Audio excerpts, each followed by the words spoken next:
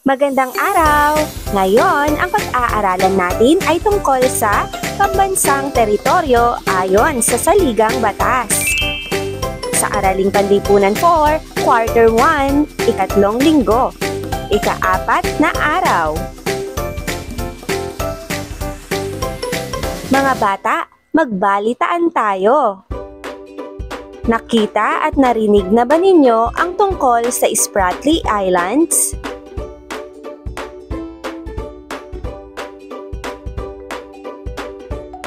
Ano ang issue o pinag-uusapan tungkol dito? Tama, ito ay issue tungkol sa Pilipinas at China. Sino ang pinakamataas na namumuno sa ating bansa?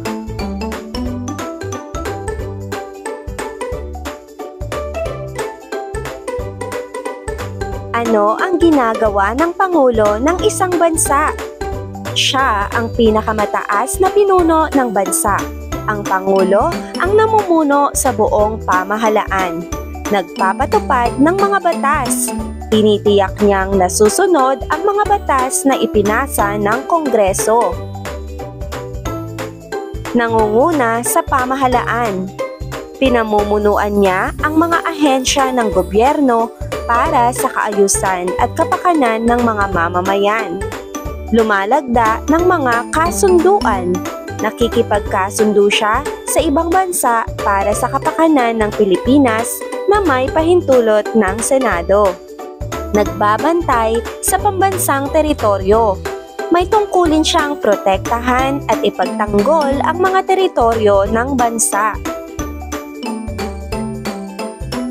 Ating alamin at basahin ang tungkol sa atas ng Pangulo bilang 1576, Hunyo 11, 1978. Ang Pulo ng Kalayaan na nabibilang sa lalawigan ng Palawan ay may layong 423 kilometro. Mula sa pinakamalapit na kalupaan ng Pilipinas na matatagpuan sa Bataraza, Palawan. Presidential Decree bilang 1576, serye ng 1978. Ito ay nilagdaan ni dating Pangulong Ferdinand Marcos noong 1978. Ayon sa atas na ito, kikilalanin ang mga pulo ng Spratlys bilang Kalayaan Group of Islands at isa sa ilalim ang mga ito sa lalawigan ng Palawan. Layunin ng atas na ito na mapalawak ang teritoryo ng Pilipinas sa pamamagitan ng pag-angkin sa mga pulo ng kalayaan. Ang Kalayaan Group of Islands ay matatagpuan sa West Philippine Sea at kilala rin bilang bahagi ng Spratly Islands. Ang pag-angkin sa mga pulo ay naglalayong maprotektahan ang karapatan ng Pilipinas sa likas yaman ng lugar, kabilang ang mga yamang dagat at mineral. Ang Kalayaan Group of Islands o Spratly Islands na kilala sa Pilipinas ang sanhi ngayon ng isang malaking maritime dispute sa West Philippine Sea. Bukod sa China, marami pang bansa ang nais kunin ang mga islang ito, kagaya ng Malaysia, Indonesia, Brunei, Vietnam at Taiwan. Mga bata, ating unawain kung ano ang nilalaman ng atas Pangulo bilang 1576, Hunyo 11, 1978. Unang tanong, sino ang Pangulong lumagda sa atas ng Pangulo bilang 1576 noong Hunyo 11, 1978? Ano ang nilagdaan ni Pangulong Marcos noong Hunyo 11, 1978? Bakit kaya pinag-aagawan ang mga islang ito? Ano-ano ang mga bansang pilit na inaangkin ang mga islang ito? Mga bata, para mas matandaan at pahalagahan natin ang nilalaman ng atas ng Pangulo na ito, buuin natin ang talata sa ibaba.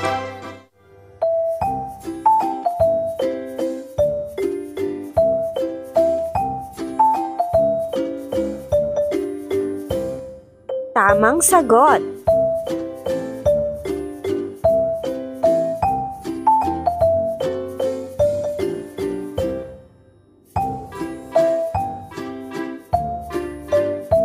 Mga bata, sagutin ang mga katanungan. Bakit nilagdaan ni Pangulong Ferdinand Marcos ang atas Pangulo bilang 1576? Bakit kaya pinag-aagawan ng mga karatig na bansa ang Kalayaan Group of Islands? Bilang mag-aaral, paano ka makatutulong sa pagpapahalaga sa mga lugar na ito? Ano ang nilagdaan ni Pangulong Marcos na atas noong Hunyo 11, 1978?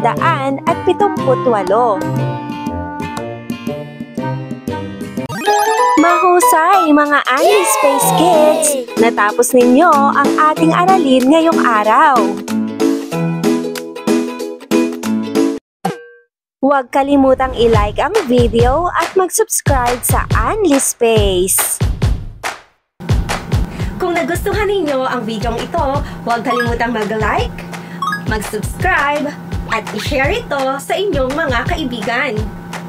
Kita-kits ulit sa Anli Space!